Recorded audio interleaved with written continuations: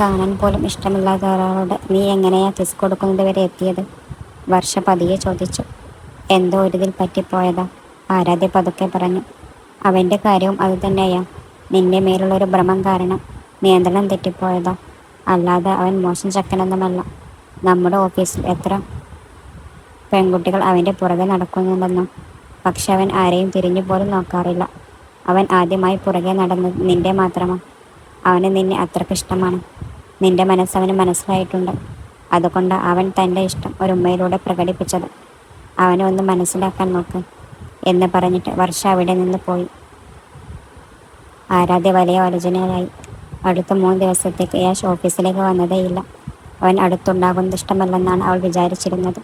എന്നാൽ അവൻ ഇല്ലാതായപ്പോൾ അവളുടെ മനസ്സിന് വലിയൊരു സങ്കടം പോലെ തോന്നി. അവനെ കാണണമെന്ന് ഇടയ്ക്കിടെ തോന്നി തുടങ്ങി. എങ്കിലും ഞാൻ എന്തിനാ അവനോർത്ത് സങ്കടപ്പെടുന്നത് എന്ന് വിചാരിക്കുമ്പോൾ അവൾക്ക് ദേഷ്യം വരും. അവൻ ചെയ്തത് തെറ്റല്ലേ? തൻ്റെ അനുവാദമില്ലാതെ അങ്ങനെ ചെയ്തത് തെറ്റല്ലേ? അതുകൊണ്ട് അവനിൽ നിന്ന് അകലം പാലിക്കുന്നതാണ് നല്ലതെന്ന് അവൾ ഉറപ്പിച്ചു. 3 ദിവസത്തിന് ശേഷം യാഷ് ഓഫീസിലെത്തി. അവനെ കണ്ടപാടെ ആർവിൻ്റെ മുഖം സന്തോഷം കൊണ്ട് തിളങ്ങി. അവൾ ഒരു പുഞ്ചിരിയോടെ അവന് മുന്നിലേക്ക് ചെന്നു നിന്നു. പക്ഷെ അവൻ അവളെ ഒന്ന് ഗൗനിക്കുക പോലും ചെയ്യാതെ അരികിലൂടെ നടന്നുപോയി. അതോടെ ആരുവിന് നല്ല ദേഷ്യം വന്നു. ഇയാൾക്ക് എന്താ ഇത്ര ഗമ? പാവം തോന്നി സംസാരിക്കാൻ ചെന്നപ്പോൾ ഇത്രയും അഹങ്കാരം കാണിക്കണോ എന്നവൾ മനസ്സിൽ ശപിച്ചു. ഉച്ചഭക്ഷണ സമയത്ത് ആരു വർഷയോടൊപ്പം ക്യാൻറ്റീനിലേക്ക് പോയി. അപ്പോഴേക്കും അർജുനും യാഷും ക്യാൻറ്റീനിൽ ഉണ്ടായിരുന്നു. ആരു വരുന്നത് കണ്ട യാഷ് അവിടെ നിന്ന് ഇറങ്ങിപ്പോയി. തൻ്റെ കാരണമാണ് അവൻ ആഹാരം പോലും കഴിക്കാതെ പോയതെന്ന് ഓർത്ത് അവൾക്ക് വിഷമം തോന്നി. അതുകൊണ്ട് അവൾക്കൊന്നും കഴിക്കാൻ തോന്നിയില്ല. എന്തൊക്കെയോ പേരിനെ കഴിച്ചവൾ ജോലിയിൽ മുഴുകി. ജോലിയിൽ എന്തോ സംശയം ചോദിക്കാനെന്ന വേജാന് അവൾ യേശുവിൻ്റെ അടുത്ത് ചെന്നപ്പോൾ വർഷ ഈ ഡൗട്ടൊന്ന് ക്ലിയർ ചെയ്തു കൊടുക്ക് എന്ന് പറഞ്ഞ് അവൻ ആ ജോലി വർഷയെ ഏൽപ്പിച്ചു.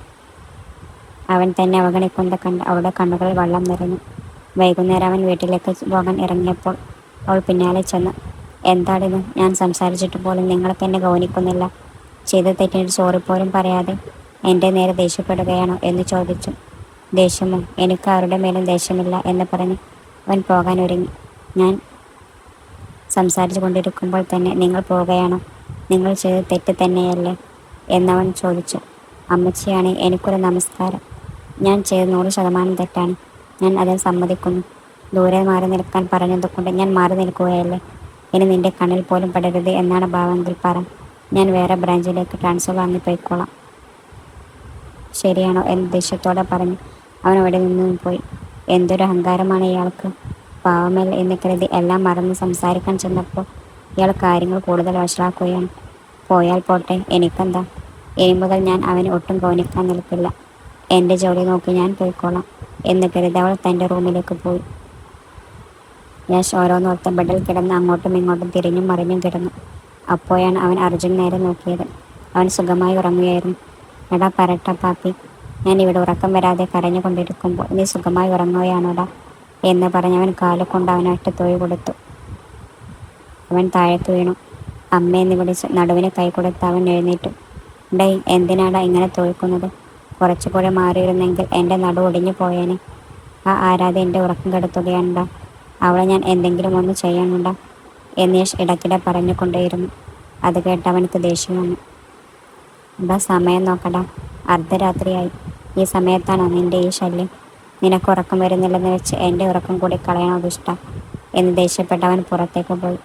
സോഫയിൽ കിടന്ന യശാണെങ്കിൽ ആരുവിനെ കുറിച്ചുള്ള ആലോചനയുമായി എപ്പോഴാണ് ഉറങ്ങിയത്. പിറ്റേന്ന് ഓഫീസിലും യശ് വന്നിട്ടുണ്ടായിരുന്നു. പക്ഷെ ആരുവിനൊട്ടും ശ്രദ്ധിക്കാത്ത മട്ടിലായിരുന്നു അവൻ്റെ പെരുമാറ്റം. ഉച്ചക്ക് ലഞ്ചിന് വരാൻ ആരുവിന് മടിയായിരുന്നു. പക്ഷെ വർഷ അവനെ നിർബന്ധിച്ച് കൂട്ടിക്കൊണ്ടുപോയി. ക്യാൻറ്റീനിൽ വെച്ച് ആരുവിനെ കണ്ടതും യശ് അടുത്തുള്ള ടേബിളിൽ പോയിരുന്നു. അവൻ്റെ കൂടെ അർജുനും ഉണ്ടായിരുന്നു. ഭക്ഷണം കഴിച്ചുകൊണ്ടിരിക്കുമ്പോൾ അർജുൻ ദൂരേക്ക് ചൂണ്ടിക്കാണിച്ചുകൊണ്ട് പറഞ്ഞു, ഡാ യശ്, ആ പെണ്ണ് നിന്നെ തിരക്കിയാണ് വരുന്നത്. അവൻ പറഞ്ഞത് റൂഹിയെ കുറിച്ചായിരുന്നു. ആരാണെന്നറിയാൻ ആരു പുറകോട്ട് തിരിഞ്ഞു നോക്കി. റൂഹിയെ കണ്ടതും അവളുടെ വായ അത്ഭുതം കൊണ്ട് ഹാഫ് ഓപ്പണായി. ഫോർമൽ 8 ബ്ലൂ ഷർട്ടും ഫോർമൽ ബ്ലാക്ക് പാൻറ്റുമായി റൂഹിയുടെ വേഷം. മുടി ഫ്രീ ആയി ഇട്ടിരിക്കുന്നു. ഹൈ ഹീൽസും ധരിച്ചിട്ടുണ്ട്. അവർ സ്റ്റൈലായി ചിരിച്ചുകൊണ്ട് വന്ന് യാഷിൻ്റെ തൊട്ടടുത്തിരിക്കുന്നത് കണ്ടപ്പോൾ ആരുവിനുള്ളിൽ നല്ല അസൂയ തോന്നി. ഹായ് യശ്, ഈ കഴിഞ്ഞ 10 ദിവസമായി ഞാൻ നിന്നെ ഒരുപാട് മിസ് ചെയ്യുകയായിരുന്നു, അറിയാമോ എന്ന് റൂഹി വളരെ ക്ലോസായി സംസാരിക്കാൻ തുടങ്ങി. അവർ രണ്ടുപേരും അത്രയും അടുത്ത് സംസാരിക്കുന്നത് കണ്ടപ്പോൾ ആരുവിന് ദേഹമാകെ കത്തുന്നത് പോലെ തോന്നി. അവൾ ഭക്ഷണം കഴിക്കാതെ പ്ലേറ്റിൽ വെറുതെ സ്പൂൺ വെച്ച് വരച്ചുകൊണ്ടിരുന്നു. അവരുടെ നേരെ ദേഷ്യത്തോടെ നോക്കുന്ന ആരുവിനെ കണ്ട വർഷ പതിയെ ചിരിച്ചു. എന്നിട്ട് അവൾ ആരുവിനോട് പറഞ്ഞു, അവളുടെ പേര് റൂഹി എന്നാണ്. അവൾക്ക് യേശുവിനോട് ഭ്രാന്തമായ ഇഷ്ടമാണ്. കഴിഞ്ഞൊരു വർഷമായി അവനെ എങ്ങനെയെങ്കിലും സെറ്റാക്കിയെടുക്കാൻ നോക്കുകയാണ്. അത് കേട്ടതും ആരുവിൻ്റെ നെഞ്ചടിപ്പ് കൂടി. ഒരു പക്ഷേ എൻ്റെ മേലുള്ള ദേഷ്യം കാരണം യാഷ് അവളോട് ഓക്കെ പറയുമോ എന്നോർത്ത് അവൻ ടെൻഷനായി. പിന്നെ അവൾക്ക് അവിടെ ഇരുന്ന് ഭക്ഷണം കഴിക്കാൻ തോന്നിയില്ല. നീ കഴിച്ചിട്ട് വാ, ഞാൻ പോവുകയാണ് എന്ന് പറഞ്ഞ് അവൾ അവിടെ നിന്നും എഴുന്നേറ്റ് പോയി. ഒരു വശത്ത് റൂഹിയോട് സംസാരിക്കുമ്പോഴും യാഷ് ഇടങ്ങണിട്ട് ആരുവിനെ തന്നെ ശ്രദ്ധിക്കുന്നുണ്ടായിരുന്നു. ആരും അകത്തേക്ക് വന്ന് സിസ്റ്റത്തിന് മുന്നിൽ നിന്ന് തലക്ക് കൈവച്ചു. ഞാൻ എന്താണ് ഇങ്ങനെ ആയി പോകുന്നത്? അവൻ ആരോടെങ്കിലും സംസാരിച്ചാൽ എനിക്കെന്താ എന്നവൾ സ്വയം ചിന്തിക്കാൻ തുടങ്ങി. അവൻ ആരെങ്കിലും ആയിക്കോട്ടെ, അവൻ ആര് വേണമെങ്കിലും സ്നേഹിച്ചോട്ടെ, എനിക്കെന്താ എന്നവൾ സ്വയം വിചാരിച്ചു. പക്ഷേ തൊട്ടടുത്ത നിമിഷം തന്നെ അയ്യോ, അവൻ ശരിക്കും അവളെ സ്നേഹിക്കുമോ എന്നോർത്ത് അവൾക്കാകെ ടെൻഷനായി. ഒരു ദിവസം മുഴുവൻ ഇതേ ചിന്തകൾ കാരണം ആരാധെ ഭ്രാന്ത് പിടിക്കുന്ന അവസ്ഥയിലായി. അർജുൻ വർഷയോട്, ദേ നോക്കടാ, ഇവർ രണ്ടുപേരെയും കണ്ടാൽ നമുക്ക് ഭ്രാന്ത് പിടിക്കും. രണ്ടുപേർക്കും പരസ്പരം അത്രയ്ക്ക് ഇഷ്ടമാണ്. പക്ഷെ ആവശ്യമില്ലാത്ത ചിന്തകളും പിടിവാശിയും കാരണം ദൂരെ മാറി നിൽക്കുക. ഇവരെ എങ്ങനെയും അടുപ്പിക്കണം. ഇത് കേട്ട വർഷ, അതിന് ഞാനൊരു വഴി കണ്ടെത്താം. അർജുൻ ആലോനോട് ചോദിച്ചു. നമുക്ക് ഇനിയിപ്പോൾ എന്താ ചെയ്യാൻ പറ്റുക? വർഷ കുറച്ചു നേരം ആലോചിച്ച് പെട്ടെന്ന് അവിടെ ഇരുന്ന് ആരുവിൻ്റെ സ്കൂട്ടി കണ്ടപ്പോൾ അവൾക്കൊരു ഐഡിയ തോന്നി. അവൾ മെല്ലെ ബൈക്കിനടുത്തേക്ക് നടന്നു പോയി. അതിൻ്റെ ടയറിലെ കാറ്റ് മുഴുവൻ അഴിച്ചുവിട്ടു. ഇത് കണ്ട അമ്പരന്ന് അർജുൻ ചോദിച്ചു, നീ ഇതെന്താ കാണിക്കുന്നത്? ടയറിലെ കാറ്റ് കളഞ്ഞാൽ പിന്നെ അവൾ എങ്ങനെ റൂമിലേക്ക് പോകും? വർഷ ചിരിച്ചുകൊണ്ട് മറുപടി പറഞ്ഞു, അവൾ ഇതിലല്ല പോകുന്നത്. യശ് അവളെ കൊണ്ടുപോയിക്കോളും. സൂപ്പർ എന്ന് പറഞ്ഞ് രണ്ടുപേരും പരസ്പരം ഹൈഫൈ നൽകി. അവർ രണ്ടുപേരുടെയും വരവിനായി കാത്തിരിക്കാൻ തുടങ്ങി. അതിനിടയിൽ യശ് വന്ന് തൻ്റെ ബൈക്ക് എടുക്കാൻ തുടങ്ങിയതും അർജുൻ അവൻ്റെ ബൈക്കിന് കുറുകെ വണ്ടി നിർത്തി തടഞ്ഞു. ഡാ, ഞങ്ങൾ രണ്ടുപേരും കൂടി ഷോപ്പിങ്ങിന് പോവുകയാണ്. നീയും കൂടി വരുന്നു. നിങ്ങൾ രണ്ടുപേരുടെയും ഇടയിൽ ഞാനെന്തിനാടാ? നിങ്ങളുടെ റൊമാൻസ് കാണാനോ? വണ്ടി ഒന്ന് മാറ്റിക്കേ, എനിക്ക് പോകണം. അത് ശരിയല്ലടാ എന്ന് പറഞ്ഞ് അർജുൻ യാഷിനെ അനാവശ്യമായ വർത്തമാനങ്ങൾ കുടുക്കി നിർത്തി. കണ്ണുകൊണ്ട് ആര് വരുന്നുണ്ടെന്ന് തിരയുകയായിരുന്നു. ഒരു ബന്ധവുമില്ലാതെ അർജുൻ ഓരോന്ന് സംസാരിക്കുന്നത് കണ്ട് യാഷിനാകെ ദേഷ്യം വന്നു. അവൻ കുറച്ച് ക്ഷമയോടെ ചോദിച്ചു, ഡാ, നീ എന്തൊക്കെയാ സംസാരിക്കുന്നത്? നിനക്കെങ്കിലും മനസ്സിലാവുന്നുണ്ടോ? അർജുൻ മനസ്സിൽ വിചാരിച്ചു. നീ ഒന്ന് അടങ്ങും മോനെ, ഈ ആരാധന ഇതുവരെ വരാത്തതിൻ്റെ. വേഗം വാ മോളെ. അപ്പോഴാണ് ആര് വരുന്നത് കണ്ടത്. ഹാവ് സമാധാനമായി എന്ന് കരുതി ആരു തൻ്റെ സ്കൂട്ടറിനടുത്തേക്ക് വരുന്നത് വരെ അർജുൻ യാഷിനെ അവിടെ നിന്ന് പോകാൻ സമ്മതിക്കാതെ പിടിച്ചു വെച്ചു. അവൾ സ്കൂട്ടർ നോക്കിയ ശേഷം വല്ലാതെ ടെൻഷൻ അടിച്ച് ചുറ്റും നോക്കി. അവൾ വർഷയുടെ അടുത്ത് വന്നിട്ട് പറഞ്ഞു, എൻ്റെ സ്കൂട്ടർ പഞ്ചറായെന്ന് തോന്നുന്നു, ഞാൻ നിങ്ങളുടെ കൂടെ വരാം. അത് കേട്ട അർജുൻ, അവൾ ഇപ്പോൾ റൂമിലേക്കല്ല പോകുന്നത്, ഞാനും വർഷയും കൂടി ഷോപ്പിങ്ങിന് പോവുകയാണ്. നീ ഒരു കാര്യം ചെയ്യുക എന്ന് പറഞ്ഞ് വർഷ ആരാധയുടെ കൈപ്പിടിച്ച് യാഷിൻ്റെയും അർജുൻ്റെയും അടുത്തേക്ക് കൂട്ടിക്കൊണ്ടുവന്നു.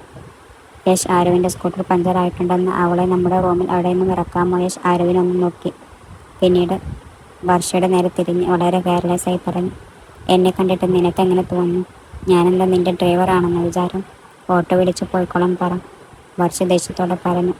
ഡാ, നീ എന്താടാ ഇങ്ങനെ കാണിക്കുന്നത്? നീയും ആ വഴിക്കല്ലേ പോകുന്നത്? ഒന്ന് ഇറക്കിയിട്. ആരു, നീ വന്ന് വണ്ടിയിൽ കയറും. എന്നാൽ ആരു, വേണ്ട വേണ്ട, ഞാൻ ഓട്ടോയിലോ ബസ്സിലോ പോയിക്കോളാം എന്ന് പറഞ്ഞ് വർഷയുടെ കൈ വിടുവിച്ച് യാഷിനെ ദേഷ്യത്തോടെ നോക്കിക്കൊണ്ട് വേഗത്തിൽ അവിടെ നിന്നും പോയി. വർഷയും അർജുനും വല്ലാത്തൊരു ഭാവത്തോടെ യാഷിനെ നോക്കി നിൽക്കുമ്പോൾ യാഷ് തൻ്റെ ബൈക്ക് സ്റ്റാർട്ട് ചെയ്ത് അവിടെ നിന്ന് പോയി. അവർ എന്തെങ്കിലും ചെയ്യട്ടെ, വാ നമുക്ക് ഷോപ്പിങ്ങിന് പോകാം എന്ന് പറഞ്ഞു അവർ രണ്ടുപേരും ഷോപ്പിങ്ങിനായി പോയി. ഇതേ സമയം ആര് പുറത്തേക്ക് വന്ന് ആകെ ടെൻഷനോടെ ബസ് സ്റ്റോപ്പിൽ അങ്ങോട്ടും ഇങ്ങോട്ടും നടക്കുകയാണ്. രാവിലത്തെ ഹൃദയിൽ അവൾ പേഴ്സ് എടുക്കാൻ മറന്നു പോയിരുന്നു. ബസ്സിൽ പോകാം എന്ന് വിചാരിച്ച് കയ്യിൽ പൈസയുമില്ല. ഒരു ഓട്ടോ പിടിച്ച് റൂമിനടച്ച് ചെന്നിട്ട് പൈസ കൊടുക്കാം എന്ന് കരുതിയാൽ ഒരു ഓട്ടോ പോലും ഒഴിഞ്ഞു വരുന്നുമില്ല. എന്ത് ചെയ്യണമെന്നറിയാതെ നഖം കടിച്ചുകൊണ്ട് അവൾ ടെൻഷൻ അടിച്ച് നിൽക്കുകയാണ്. യശ് കുറച്ചകലെ നിന്ന് തന്നെ അവളെ ശ്രദ്ധിക്കുന്നുണ്ടായിരുന്നു. എത്ര നേരമായിട്ടും ആരും അവിടെ നിന്നും മാറാതെ നിൽക്കുന്നത് കണ്ടപ്പോൾ അവന് ദേഷ്യം വന്നു. അവൻ ബൈക്കിൽ വന്ന് അവളുടെ മുന്നിൽ നിന്നു. യാഷിനെ കണ്ടപ്പാട് ആരുവിന് ആശ്വാസമായി. ഒരു ധൈര്യം വന്നു. യാഷ് ദേഷ്യത്തോടെ അവളെ തന്നെ നോക്കാൻ തുടങ്ങിയപ്പോൾ അവൾ തല കൈപ്പിടിച്ച്, ഞാൻ പേഴ്സ് കൊടുക്കാൻ മറന്നുപോയി എന്ന് പറഞ്ഞു. ശരി, വണ്ടിയിൽ കയറും ഞാൻ, അവൻ പറഞ്ഞു. അവൾ മറുത്തൊന്നും പറയാതെ ബൈക്കിന് പിന്നിൽ കയറിയിരുന്നു. അവൻ ബൈക്ക് സ്റ്റാർട്ട് ചെയ്തും അവൻ നല്ല വേഗതയിലാണ് വണ്ടി ഓടിക്കുക എന്ന് അവൾക്ക് നേരത്തെ അറിയാവുന്നത് കൊണ്ട് അവൾ അവനെ മുറുക്കി പിടിച്ചിരുന്നു. യശ് തല തിരിച്ച് പുറകോട്ട് അവളെ നോക്കി. അല്ല, നിങ്ങൾ നല്ല സ്പീഡിലുള്ള വണ്ടി ഓടിക്കുക, അതുകൊണ്ട് പഠിച്ചതാ, അവൾ പതുക്കെ പറഞ്ഞു. യാഷ് കൂടുതലൊന്നും സംസാരിക്കാതെ ബൈക്ക് മുന്നിട്ടെടുത്തു. തണുത്ത കാറ്റ് ശരീരത്തിൽ തട്ടിയപ്പോൾ അതുവരെ ഉണ്ടായിരുന്ന ടെൻഷനെല്ലാം മാറി. ഒക്കെ നല്ല സുഖം തോന്നി. കണ്ണുകൾ പൂട്ടി ആ കാറ്റ് ആസ്വദിച്ചുകൊണ്ട് അവൾ അങ്ങനെയിരുന്നു. അവൾ സ്വയം പുഞ്ചിരിക്കാൻ തുടങ്ങി. മുന്നിലുള്ള കണ്ണാടി യാഷ് ആരെങ്കിലും ശ്രദ്ധിക്കുന്നുണ്ടായിരുന്നു. ഈ ഭ്രാന്തിക്ക് എന്ത് പറ്റി? അവൾ സ്വന്തമായിട്ടിരുന്ന് ചിരിക്കുകയാണല്ലോ. എന്നാൽ മനസ്സിൽ കരുതി. റൂമിന് മുന്നിൽ ബൈക്ക് നിർത്തിയതും അവൾ ഇറങ്ങി യാഷിനെ നോക്കി പുഞ്ചിരിച്ചു. താങ്ക്സ്. അകത്തേക്ക് വരുന്നുണ്ടോ? ഇല്ല, വരുന്നില്ല. നീ അകത്തേക്ക് പോയിക്കോ. എന്തിനാണ് ഇങ്ങനെ ദേഷ്യപ്പെടുന്നത്? പണ്ടത്തെ പോലെ സാധാരണ രീതിയിൽ സംസാരിച്ചുകൂടെ? നിങ്ങൾ ചെയ്ത് കണ്ട് പേടിച്ചാണ് ഞാൻ അങ്ങനെയൊക്കെ സംസാരിച്ചത്. പക്ഷെ നിങ്ങൾക്ക് ഇത് ഇത്രത്തോളം വിഷമമുണ്ടാക്കുമെന്ന് ഞാൻ കരുതിയില്ല. നമുക്ക് വീണ്ടും പഴയതുപോലെ സുഹൃത്തുക്കളായിക്കൂടെ പ്ലീസ്? അവൾ ദയനീയമായി ചോദിച്ചു. എനിക്കൊരുപാട് സുഹൃത്തുക്കളുണ്ട്. പുതിയതായി ആരുടെയും ആവശ്യമില്ല. വായും മൂടി അകത്തേക്ക് പോയിക്കോ എന്നവൻ ദേഷ്യത്തോടെ പറഞ്ഞത്. ആരുവിൻ്റെ മുഖം സങ്കടം കൊണ്ട് വാടിപ്പോയി. അവൾ ഉള്ളിലേക്ക് നടന്നു. യേശ് ബൈക്ക് സ്റ്റാർട്ട് ചെയ്ത് അവിടെ നിന്നും ഇറങ്ങി. ഫ്രണ്ട് എന്ന് വെച്ചാൽ വെറും ഫ്രണ്ട്. നിന്നെ വെറുമൊരു കൂട്ടുകാരെ മാത്രം കാണാൻ എനിക്ക് കഴിയില്ല. ഇത് നിനക്ക് എങ്ങനെ പറഞ്ഞു മനസ്സിലാക്കണം? എനിക്ക് നിന്റെ മേൽ ഉള്ളത് ദേഷ്യമല്ല. നിന്റെ അടുത്തുണ്ടെങ്കിൽ എനിക്ക് എന്നെ തന്നെ നിയന്ത്രിക്കാൻ പറ്റില്ലെന്ന ഭാവമാണ്. എവിടെയെങ്കിലും വെച്ച് നിന്നെ എനിക്ക് നിനക്ക് നഷ്ടപ്പെടുമോ എന്ന പേടി. നിന്റെ അരികിലായിരിക്കുമ്പോൾ എന്നെ തന്നെ മറന്ന് പെരുമാറാനാണ്. അങ്ങനെയാണ് കരുതി നിന്ന് ദൂരെ മാറി നിൽക്കാനും എന്നെ കൊണ്ടാവുന്നില്ല. പക്ഷെ വേറെ വഴിയില്ല. എന്നെപ്പോലെ നീയും പ്രണയം അനുഭവിച്ചറിയുമ്പോൾ മാത്രമേ നീയായിട്ട് തന്നെ ഞാൻ അടുത്തേക്ക് വരൂ. I am sorry. Miss you so much എന്ന് ചിന്തിച്ചുകൊണ്ട് അവൻ തൻ്റെ മുറിയിലേക്ക് പോയി. അടുത്ത ദിവസം ക്ലയൻറ്റുമായി വീഡിയോ കോൾ ഉള്ളതിനാൽ നന്നായി ഷേവ് ചെയ്ത് വൈറ്റ് ഫോർമൽ ഷർട്ടും ബ്ലാക്ക് പെയിൻറ്റും ധരിച്ചു വൃത്തിയായി ചെയ്ത് വന്ന യാഷിനെ കണ്ണെടുക്കാതെ നോക്കി നിൽക്കുകയായിരുന്നു ആരും. എന്തൊരു ഭംഗിയാണ് കാണാൻ. എന്നും ഇതുപോലെ ഇരുന്നു കൂടെ? എൻ്റെ കണ്ണ് തട്ടാതിരിക്കാൻ ദൂരെ നിന്ന് തന്നെ അവൻ്റെ തലക്ക് ചുറ്റൊഴിഞ്ഞ് വിരൽ ഒടിക്കുകയാണ് ആരും. എന്താ, നിന്റെ ചേട്ടന് അത്രയ്ക്ക് ഇഷ്ടപ്പെടുന്നുണ്ടോ എന്ന് ചിരിച്ചുകൊണ്ട് വർഷ അങ്ങോട്ട് വന്നു. അങ്ങനെയൊന്നുമില്ല എന്ന് ചെറുതായി പിറുപിറുത്തുകൊണ്ട് അവൾ അകത്തേക്ക് നീങ്ങി. മീറ്റിംഗ് ഉള്ളത് കൊണ്ട് പ്രൊജക്ട് ടീം മുഴുവൻ മീറ്റിംഗ് ഹാളിൽ വന്നിരുന്നു. ക്ലയൻറ്റുമായുള്ള വീഡിയോ കോളിൽ പ്രൊജക്ടിൻ്റെ വിജയത്തെക്കുറിച്ച് സംസാരിച്ചു കൊണ്ടിരിക്കുകയായിരുന്നു. എടാ, ഇന്ന് യേശ് കാണാൻ എന്ത് ഹോട്ടാണല്ലേ. നോക്കുമ്പോൾ തന്നെ കടിച്ചു തിന്നാൻ തോന്നുക. റൂഹി അടുത്തിരുന്ന കുട്ടിയോട് ഇതൊക്കെ രഹസ്യമായി പറയുന്നുണ്ടായിരുന്നെങ്കിലും തൊട്ടടുത്തിരുന്ന ആരാധന കൃത്യമായി കേട്ടു. എൻ്റെ യാഷിനെ പറ്റി വെറ്റകൾ എന്തൊക്കെയായി പറയുന്നേ? ആരും മനസ്സിൽ അവരെ ശപിച്ചു. അതിനിടയിൽ യാഷ് വിളിക്കുന്നത് അവൾ കേട്ടില്ല. എടി, നിന്നെ വിളിക്കുന്നത് എന്നടുത്തിരുന്ന ചരൺ പറഞ്ഞപ്പോഴാണ് അവൾക്ക് ബോധം വന്നത്. അവൾ വേഗം ക്ലയൻറ്റിനെ സ്വയം പരിചയപ്പെടുത്തി. മീറ്റിംഗൊക്കെ കഴിഞ്ഞ് എല്ലാവരും പുറത്തേക്ക് പോകുമ്പോൾ മിസ് ആരാധെ താനൊന്ന് വെയിറ്റ് ചെയ്യ് എന്ന് യാഷ് പറഞ്ഞു. അതുകൊണ്ട് അവൾ അവിടെ തന്നെ ഇരുന്നു. ഇനി എന്താണോ പറയാൻ പോകുന്നത് എന്നോർത്ത് അവൾ ആകെ ടെൻഷനിലായി. എല്ലാവരും പോയതിനു ശേഷം യാഷ് അവളുടെ അടുത്തേക്ക് വന്ന് ദേഷ്യത്തോടെ ചോദിച്ചു, തനിക്ക് വല്ല ബോധവുമുണ്ടോ? ക്ലയൻറ്റ് വിളിക്കുമ്പോൾ താൻ ഏത് അവിടുത്തെ ചിന്തയിലാണ്? പ്രൊജക്റ്റ് നേരെ ചൊവ്വ ചെയ്തിട്ടില്ല. തൻ്റെ എവിടുത്തെ മെയിൻ്റാണ്. ജോലി ചെയ്യാൻ അറിയില്ലെങ്കിൽ വീട്ടിൽ പോയിരിക്കണം. അല്ലാതെ ഓഫീസിൽ വന്ന് ഞങ്ങളുടെ ജീവൻ എടുക്കരുത്. താൻ കാരണം എനിക്കാണ് ഇവിടെ കേൾക്കേണ്ടി വരുന്നത്. യാഷിൻ്റെ സംസാരം കേട്ട് ആരുവിന് സങ്കടം സഹിക്കാൻ പറ്റിയില്ല. സോറി സാർ, ഇനി മുതൽ ഞാൻ നന്നായി വർക്ക് ചെയ്യാം.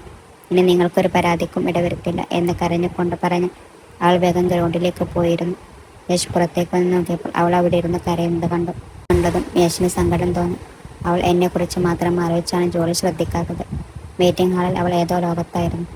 അത് കണ്ട് എല്ലാവരും ചിരിച്ചത് കൊണ്ടാണ് ഞാൻ അത്രയും ദേഷ്യപ്പെട്ടത് എന്നവൻ ചിന്തിച്ചു.